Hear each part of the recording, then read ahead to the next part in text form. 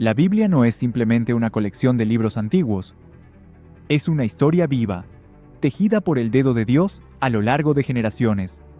Desde Génesis hasta Apocalipsis, cada página revela el carácter del Creador, el drama del pecado y el plan perfecto de redención en Cristo. En esta serie, te invito a contemplar el gran panorama de la Escritura, a descubrir los propósitos eternos que corren como un río invisible a través de la ley, los profetas, los evangelios y las epístolas. Libro por libro, paso a paso, veremos cómo Dios habla, actúa y transforma. Este no es solo un recorrido histórico, es una oportunidad para ver a Cristo en cada sombra, escuchar la voz del Espíritu en cada capítulo y crecer en asombro por la sabiduría de nuestro Dios. Prepárate para explorar la Biblia como nunca antes. Este es el panorama de la Biblia. Capítulo 5. Génesis y el Nuevo Testamento. El hilo divino que une el principio y el cumplimiento. Toda buena historia tiene un principio, pero también necesita un cumplimiento. Un inicio sin final es solo una promesa vacía, y un final sin contexto carece de profundidad. Por eso, cuando leemos la Biblia como un todo, descubrimos que no se trata de dos libros separados, el Antiguo y el Nuevo Testamento, sino de una sola historia, una sola línea argumental tejida desde la eternidad por un solo autor, Dios. Y Génesis es el prólogo de esa historia. No es simplemente el primer libro, es el cimiento, la raíz. Todo lo que ocurre en el Nuevo Testamento tiene su fundamento en Génesis. Cada doctrina, cada promesa, cada revelación, tiene una conexión directa con este libro de los comienzos. Génesis y el Nuevo Testamento no son textos alejados entre sí, como si hablaran idiomas diferentes. Son, más bien, dos partes de una misma melodía. Uno establece la base, el otro entrega la gloria. Uno siembra la promesa, el otro la hace florecer. Déjame mostrarte cómo el Nuevo Testamento respira Génesis en cada página. La creación y el Verbo eterno. El primer versículo de Génesis declara con majestad: En el principio creó Dios los cielos y la tierra. Siglos después, el apóstol Juan comienza su evangelio con un eco intencional. En el principio era el Verbo, y el Verbo era con Dios, y el Verbo era Dios. Todas las cosas por él fueron hechas. Aquí Juan no está improvisando, está conectando directamente a Jesús con el acto creador. Está diciendo, ese Dios que habló en el principio, ese que dijo, sea la luz, ese verbo, es Cristo. Jesús no es solo el Salvador, es el Creador. No apareció en Belén, existía desde antes de los tiempos. Génesis nos muestra la creación desde la tierra. Juan nos muestra la creación desde el cielo, y ambas apuntan a Cristo como origen, centro y sustento de todo lo que existe. Adán y Jesús, dos cabezas de la humanidad. Génesis nos presenta a Adán como el primer hombre, hecho del polvo, a imagen de Dios. Un hombre colocado en el Edén con el privilegio de gobernar sobre la tierra, pero que cayó por su desobediencia. Por un solo acto, trajo muerte, condenación y separación a toda la humanidad. Y el Nuevo Testamento recoge esta figura y la transforma en contraste glorioso. Pablo escribe, así como en Adán todos mueren, también en Cristo todos serán vivificados. Y más adelante dice, el primer hombre, Adán, fue hecho alma viviente. El postrer Adán, espíritu vivificante. Jesús es llamado el último Adán. Uno trajo la ruina, el otro trajo la redención. Uno perdió el paraíso, el otro lo abrió de nuevo. Donde el primer Adán cayó por desobedecer en un jardín, el segundo, Adán obedeció hasta la muerte, en un huerto llamado Getsemaní, la simiente de la mujer y el evangelio de esperanza. En Génesis 3, después del pecado, Dios no solo pronuncia juicio, también da la primera promesa de redención. Le dice a la serpiente, «Pondré enemistad entre ti y la mujer, Entre tu simiente y la simiente suya, ésta te herirá en la cabeza, y tú le herirás en el calcañar. Esta es la primera profecía mesiánica. Aquí ya se anuncia que vendrá uno, nacido de mujer, que vencerá al mal. Y el Nuevo Testamento recoge esa promesa como un hilo dorado que atraviesa toda la historia. Jesús es esa simiente, nacido de mujer, herido en la cruz, pero vencedor en la resurrección. Cuando María, una virgen sencilla de Nazaret, concibió por el Espíritu Santo, se estaba cumpliendo lo que Dios prometió en Génesis siglos atrás, la vida soplada en Génesis y el Espíritu en el Nuevo Pacto. En Génesis 2, Dios forma al hombre del polvo, pero no está vivo hasta que Dios sopla en sus narices aliento de vida. No es la materia la que le da existencia, es el soplo de Dios.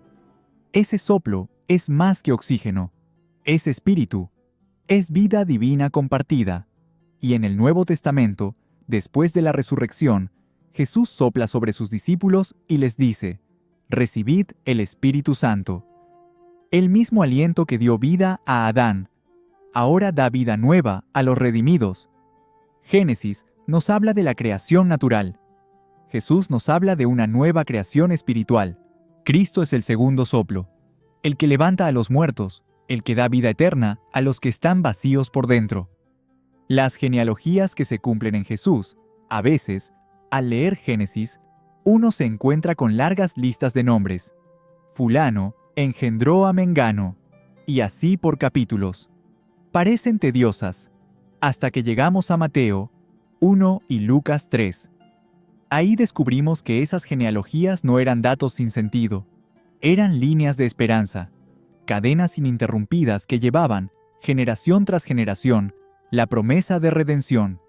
Jesús no vino de la nada, vino del linaje de Abraham, de Isaac, de Jacob, de Judá, de David, como Dios lo había prometido desde el principio. La genealogía de Lucas va incluso más atrás, hasta Adán, porque Jesús no vino solo por Israel, vino por toda la humanidad. El pacto con Abraham y la salvación por fe. Uno de los momentos más significativos de Génesis es cuando Dios llama a Abraham, le promete una descendencia, una tierra, y le dice que en él serán benditas todas las familias de la tierra. Abraham creyó, y eso le fue contado por justicia. Y en el Nuevo Testamento, esa fe de Abraham se convierte en el modelo de la justificación. Pablo dice que no somos salvos por obras, sino por creer, como Abraham creyó. Y añade que esa simiente prometida a Abraham no era muchas, sino una, Cristo. Jesús es la bendición universal que Dios prometió desde el principio. En él, toda nación, lengua y tribu puede encontrar vida eterna. Babel y Pentecostés, 2 lenguas, 2 destinos. En Génesis 11, los hombres deciden construir una torre. Querían alcanzar el cielo por su cuenta, hacer un nombre para sí, y Dios confundió sus lenguas, los dispersó. Fue la fragmentación de la humanidad. Pero en el libro de los Hechos ocurre lo opuesto. El Espíritu Santo desciende, y todos comienzan a hablar en otras lenguas. Pero esta vez no hay confusión, hay comprensión. La Torre de Babel fue el orgullo humano. Pentecostés fue la gracia de Dios. Babel dividió por lengua. Pentecostés unió por el Espíritu. Babel fue el juicio. Pentecostés, la redención. Cristo es el puente, el que restaura lo que fue dispersado. Génesis nos enseña que todo comienza en Dios. Y el Nuevo Testamento nos recuerda que todo termina en Cristo. Génesis muestra la caída del hombre. El Nuevo Testamento, su restauración. Génesis revela el inicio de la redención. El Nuevo Testamento proclama su consumación. Consumado es. Cada verdad del Nuevo Testamento tiene una raíz en Génesis. Cada sombra en el principio encuentra su luz en el final. Cristo no apareció como una idea repentina. Fue anunciado, prometido, anticipado desde el principio.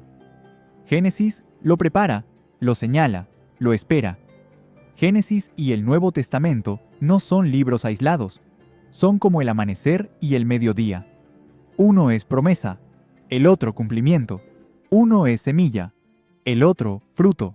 Y cuando finalmente aparecen los evangelios, todo encaja, todo cobra sentido. El jardín, el árbol, el sacrificio, el pacto, la simiente, todo conducía a Él. Por eso, cuando leemos el Nuevo Testamento, no estamos empezando una historia nueva.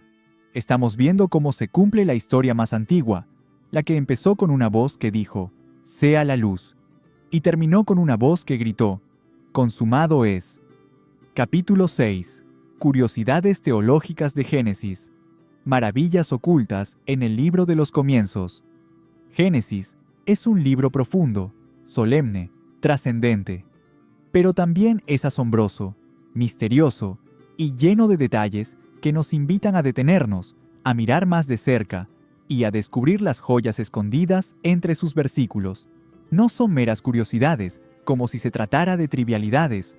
Son señales, símbolos, ritmos, patrones, pistas divinas sembradas desde el principio para revelar el carácter de Dios, el drama del hombre y el plan eterno del Salvador. Vamos a explorar juntos algunas de estas maravillas, porque en Génesis cada palabra tiene peso y cada historia un propósito eterno. La impresionante longevidad de los primeros hombres. Una de las cosas que más llama la atención al leer Génesis es la edad de los patriarcas antes del diluvio. Adán vivió 930 años, Set 912, Enós 905 y Matusalén 969 años, casi un milenio. Nos preguntamos, ¿cómo es posible vivir tanto tiempo? ¿Eran literales esos años? ¿Qué sentido tienen? Más allá del debate técnico, lo importante es lo que estos números nos muestran: que la vida humana, en su estado original, estaba diseñada para perdurar. Antes de que el pecado corrompiera completamente el cuerpo, la tierra y el ambiente, la vida fluía con una plenitud que hoy no podemos imaginar. Además, hay un detalle hermoso. Matusalén muere el mismo año en que viene el diluvio. Su nombre, según algunos estudiosos, significa «cuando él muera, vendrá». Y así fue. Su vida fue una cuenta regresiva viviente, una señal de misericordia. Dios permitió que viviera más que nadie, como diciendo, «Mi juicio vendrá, pero mi paciencia es más larga de lo que imaginas». La marca de Caín, juicio y misericordia entrelazados. Caín cometió el primer asesinato de la historia. Mató a su hermano por envidia. Cuando Dios lo confronta, lo maldice como errante. Pero Caín teme que cualquiera que lo vea lo mate. Y entonces ocurre algo sorprendente. Dios le pone una señal, una marca, para que nadie lo mate. ¿Por qué Dios protege a un asesino? Aquí vemos una de las primeras expresiones de algo que luego se revelará plenamente en Cristo: la misericordia en medio del juicio. Dios no aprueba el pecado, lo castiga, pero aún en el castigo muestra gracia. La marca de Caín es misteriosa. No sabemos si era visible o qué forma tenía, pero su mensaje es claro: Dios es justo, pero también es compasivo. Es como si desde el inicio Dios estuviera diciendo, aunque el hombre caiga, no está fuera de mi alcance. El arca de Noé, diseño celestial para salvación. La historia del diluvio es una de las más conocidas de Génesis, pero hay detalles que merecen ser contemplados. El arca que Dios manda construir no es un barco común. No tiene timón, no tiene vela, no tiene dirección humana. Su única seguridad es Dios mismo. Noé y su familia entran, y es Dios quien cierra la puerta. Durante 40 días llueve sin parar. Las fuentes del abismo se rompen, todo se cubre de agua, pero el arca flota, protegida, sustentada por la obediencia de un hombre y la fidelidad de un Dios que cumple su palabra. ¿Te das cuenta? El arca no era solo un refugio físico, era un tipo de Cristo. En un mundo condenado, Dios ofrece un camino de salvación, y no se entra por mérito, ni por fuerza, se entra por fe. Así como solo había una puerta en el arca, hoy solo hay una puerta para escapar del juicio: Jesús. La Torre de Babel, orgullo humano versus soberanía divina. Después del diluvio, la humanidad vuelve a crecer, pero pronto aparece el viejo problema, el orgullo. Los hombres deciden construir una torre que llegue al cielo, no para buscar a Dios, sino para hacerse un nombre. Quieren centralizarse, controlar, unificar sin Dios, pero Dios desciende y confunde sus lenguas. La torre queda incompleta. El proyecto fracasa. Babel se convierte en símbolo de confusión, de ambición humana sin dirección divina. Pero muchos siglos después, en el libro de los Hechos, ocurre Pentecostés. Allí, Dios también desciende, pero esta vez, no para confundir, sino para unir. El Espíritu Santo llena a los creyentes y comienzan a hablar en distintas lenguas, pero ahora todos entienden, porque esta vez el propósito no es exaltarse, sino glorificar a Dios. Babel y Pentecostés, 2 escenas, 2 lenguas, 2 destinos, una gran lección. El poder humano sin Dios se dispersa, pero cuando Dios es el centro, la diversidad se convierte en unidad. La caminata de Enoc con Dios, en medio de genealogías que terminan con "y murió, y murió, y murió", aparece un nombre distinto: Enoc. Y el texto dice algo asombroso: caminó, pues, Enoc con Dios, y desapareció, porque le llevó Dios. Significa intimidad, relación constante, vida centrada en Dios. Enoc no fue un superhéroe espiritual, simplemente caminó con Dios, día tras día, y al final, Dios lo tomó. Enoc no muere. No hay registro de su fallecimiento. Solo se nos dice que caminó con Dios. ¿Qué significa eso? Esto es un anticipo de lo que Cristo vino a restaurar: la comunión perdida en el Edén. En Enoc, vemos que aún en un mundo caído, es posible vivir cerca de Dios, y vemos también una sombra de lo que será el arrebatamiento, la resurrección, la eternidad con el Señor, las caídas repetidas y la gracia persistente.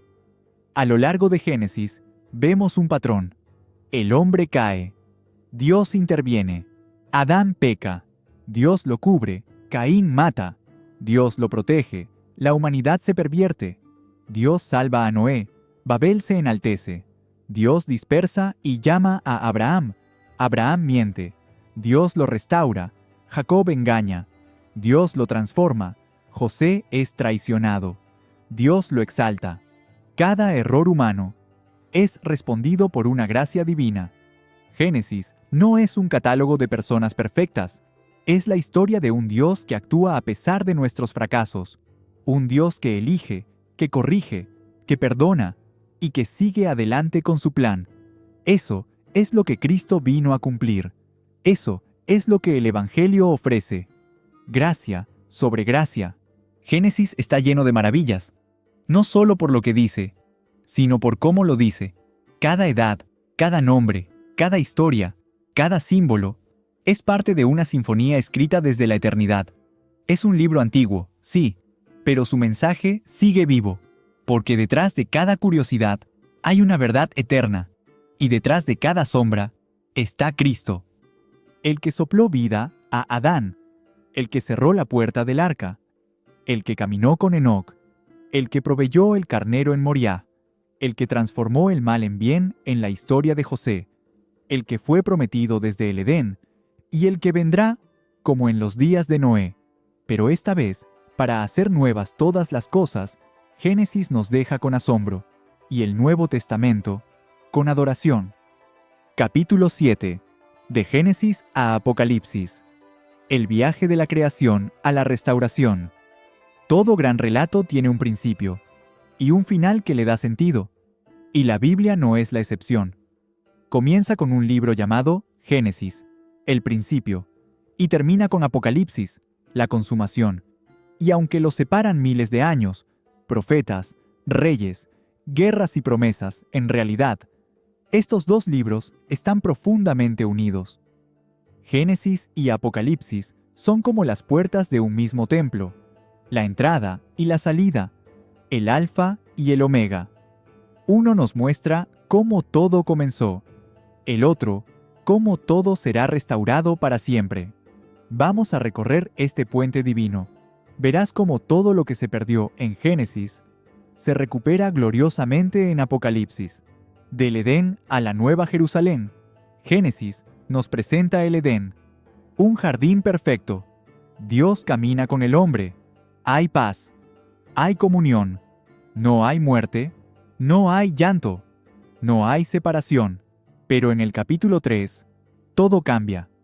El pecado entra, la tierra es maldita, el hombre es expulsado, se cierra el camino al árbol de la vida, y desde entonces, la humanidad vive fuera del paraíso, en un mundo caído.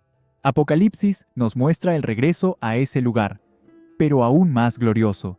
No un jardín, sino una ciudad, no una sombra de gloria, sino la plenitud misma, la Nueva Jerusalén. Allí, Dios vuelve a habitar con el hombre. Ya no hay más maldición, ni llanto, ni noche. Y escucha esto, el árbol de la vida está de vuelta. Y me mostró un río limpio, y en medio de la calle de la ciudad, a uno y otro lado del río, estaba el árbol de la vida.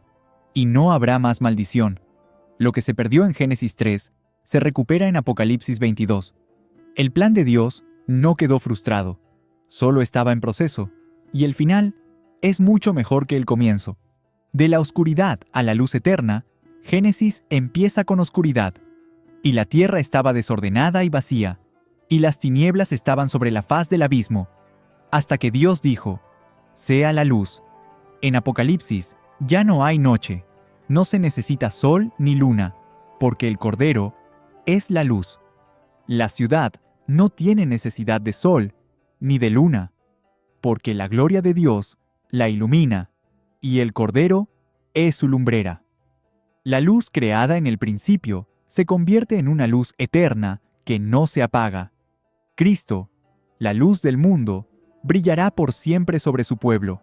De la serpiente antigua al juicio final, y ya no se arrastra más por la tierra.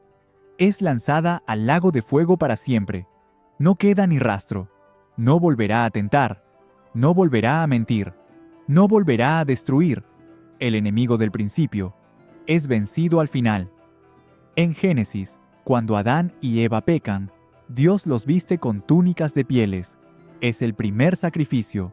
Alguien inocente muere para cubrir la vergüenza de los culpables.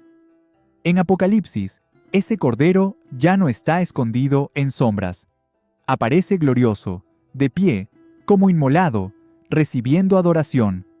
Digno es el Cordero que fue inmolado de recibir el poder, las riquezas, la sabiduría, la fortaleza, la honra, la gloria y la alabanza.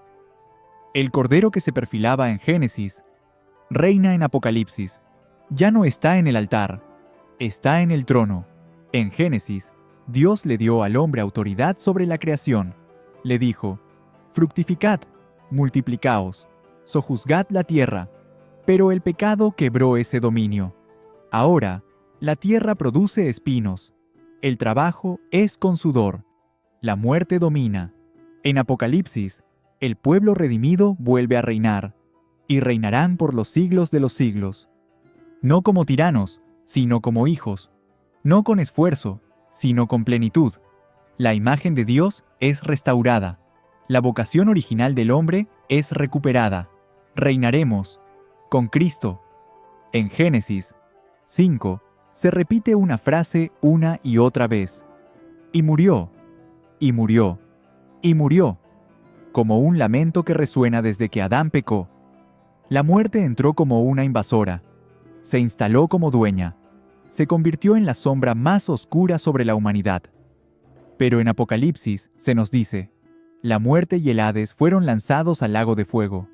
Y más aún, y ya no habrá muerte. ¡Qué palabras más gloriosas! La enemiga final será destruida. No habrá más funerales, no habrá más lágrimas, No habrá más separaciones.